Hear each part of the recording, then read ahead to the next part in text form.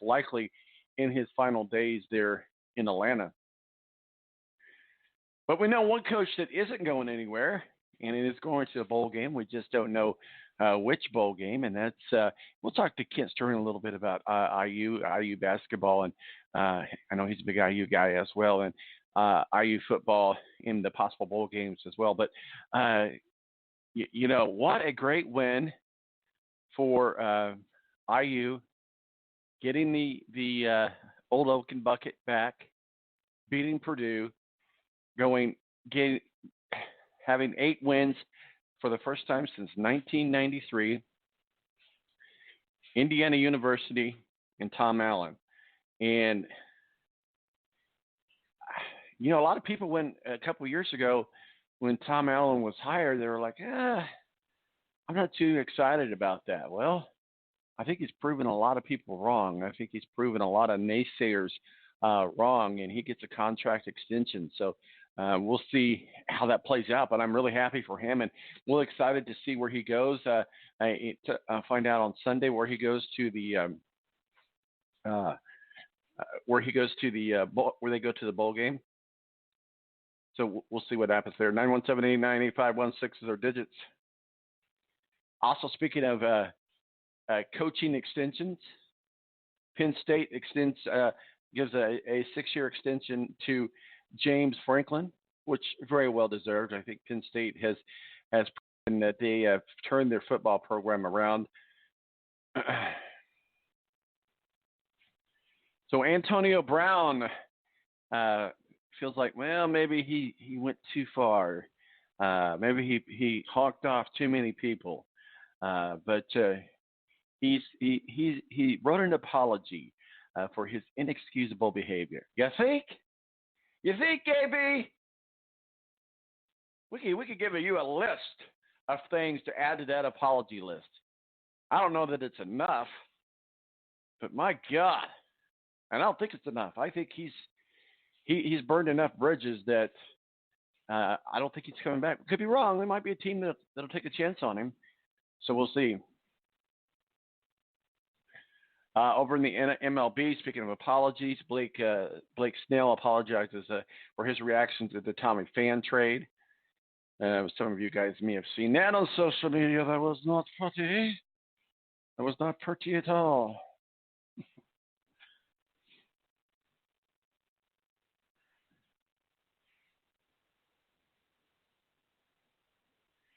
So also, here's something that we'll be monitoring, and I've been listening to Clay Travis talk about as well, and that's Lane Kiffin. Looks like he's going to be signing a deal as the head coach with Ole Miss, and that'll be an interesting matchup. I think that Lane Kiffin is a good coach for that position. So we'll see what happens. Steve Curry also getting surgery on his broken hand.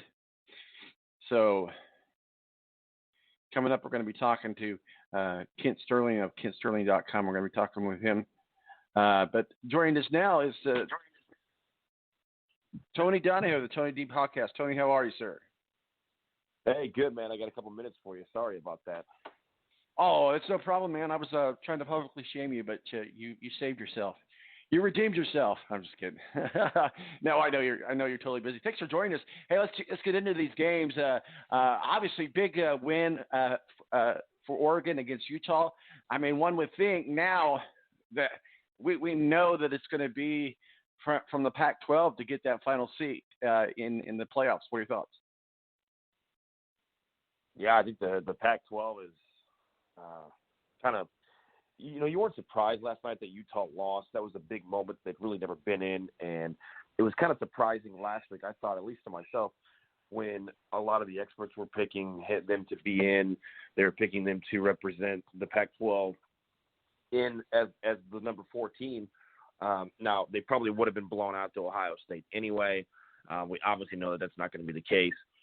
But, yeah, I was really interested to see how Utah's defense was going to perform. And, by the time you look down at your phone or if you're watching it, I mean, it was 7-0, 10-0. And Oregon just kind of ran away and hid that first half. They let Utah kind of get back into it. But, yeah, at the end of the day, man, a great opportunity there for Utah to show that they belong, and they couldn't get it done last night out in Santa Clara.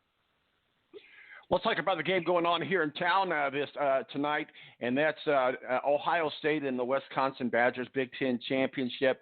If Wisconsin can find a way, which I think it's unlikely, we would think that, but let's just play both sides of the card here. But if Wisconsin can find a way to beat Ohio State, do you think that affects at all their playoff position?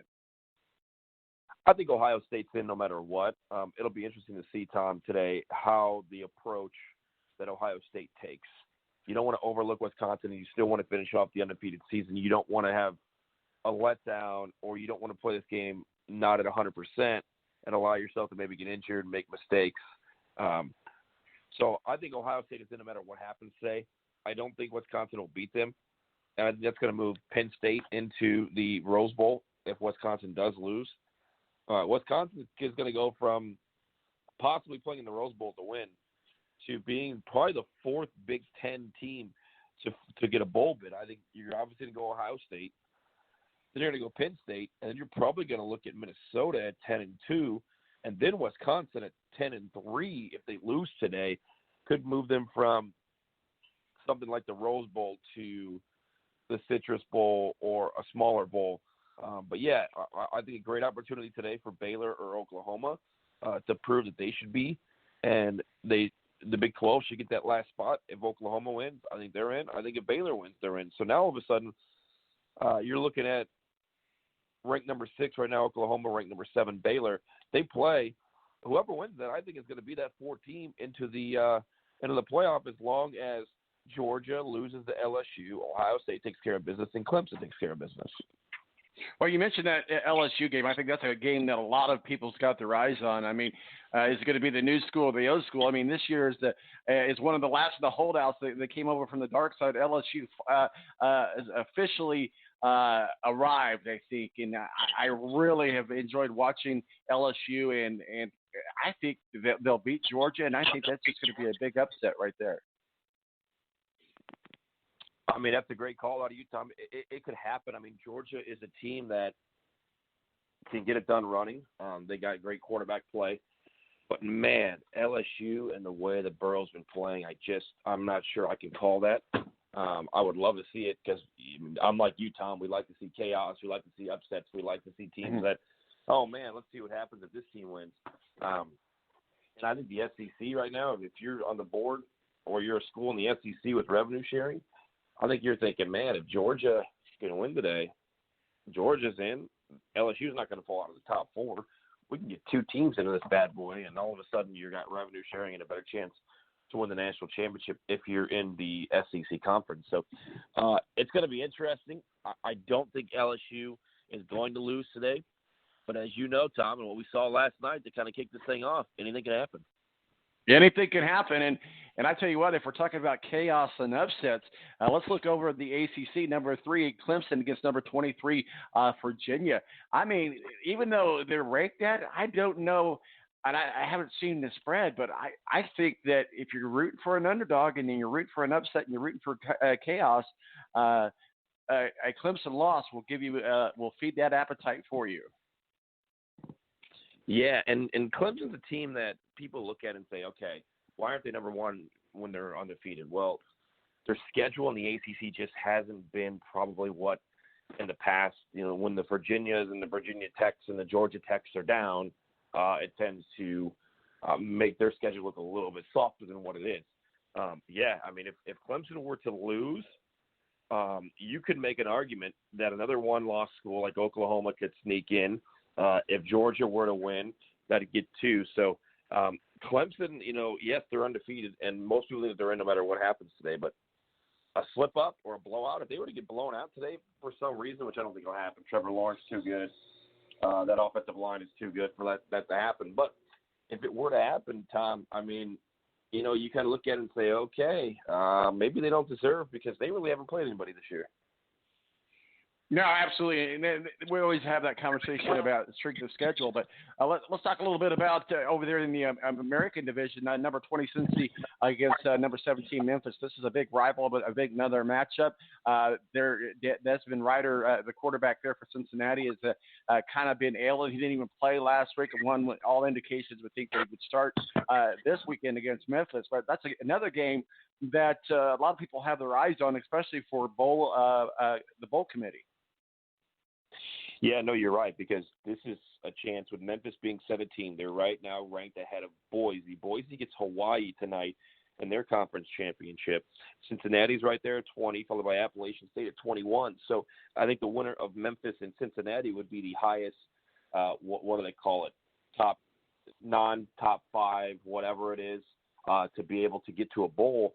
So that's a New Year's Day bowl. And for a school that is a little bit smaller on the scale and in the American Conference, like Memphis or like Cincinnati, I mean, that's a huge deal to win today and be able to play in a New Year's Six bowl.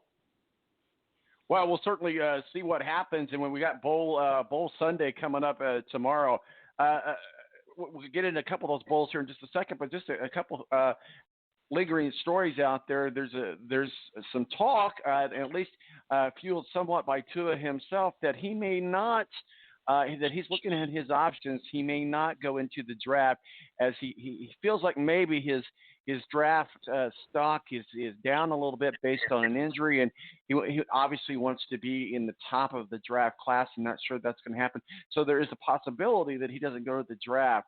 But I think at the end, no matter where he gets drafted at, he's going to make a buttload of money, and I think that's going to be, as they say, money talks.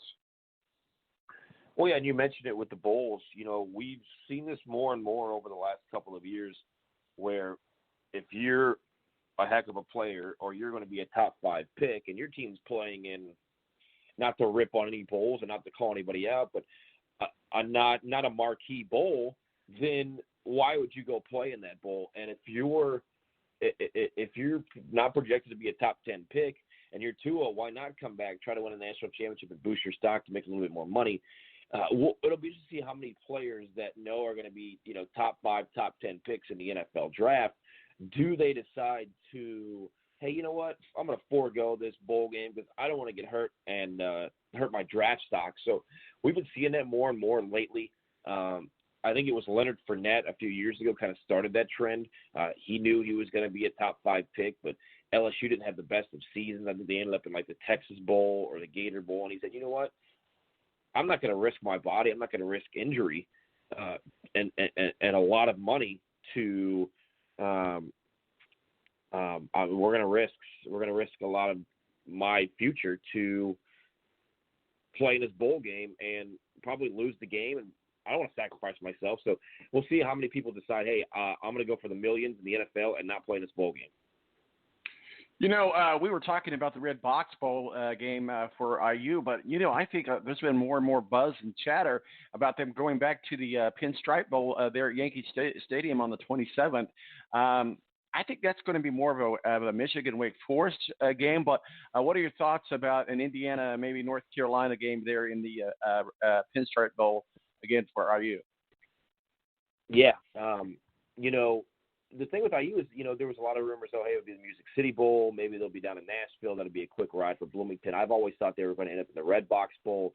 Do they want to go back to the Pinstripe Bowl, Tom? I mean, remember, they got screwed a couple years ago against Duke. They hit that field goal. They called it no good. If I'm, and I know there's a lot of IU alumni in New York, and I get that, but Red Box Bowl out in San Francisco wouldn't be a bad option. And I think if the Music City Bowl comes calling, which I don't think it will, but if it were, I would take the Music City Bowl, knowing that's close to, it's always between Christmas and New Year's, and it's a quick drive down to Nashville. Yeah, absolutely. And Nashville may not be a sunshine state, but I think I would rather play, if I'm going to be in a bowl, I want to go somewhere warm, not in the snow in New York City.